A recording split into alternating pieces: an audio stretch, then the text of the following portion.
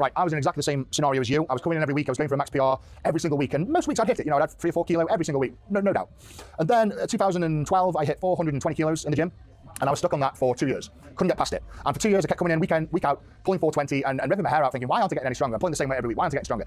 And then after a hell of a lot of research and sort of copy and pasting off other great deadlifters, such as Andy Bolton and Brian Shaw, I realized that the human body cannot recover from a max deadlift, or any deadlift, any heavy deadlift, within 10 days, I believe. It takes 10 days to recover from a max deadlift. 99.9% of lifters will likely gain more strength on their deadlift in the long term by deadlifting heavy more than once every 10 days.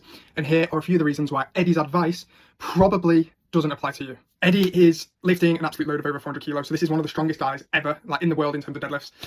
He's also, you know, super heavyweight as well. So he's going to generate a lot more fatigue from doing the lift as opposed to most individuals, right, who are lifting, you know, hundreds of kilos less than what he's lifting there.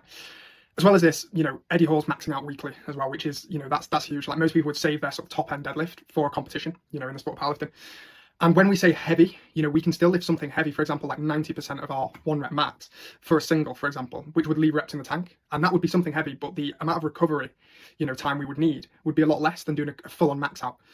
So obviously, like what Eddie was doing is going to generate a lot more fatigue and need a lot more time to recover from. There's also more reasons we don't actually know what his whole program was. What were his back off sets like? Was he just pushing everything to failure?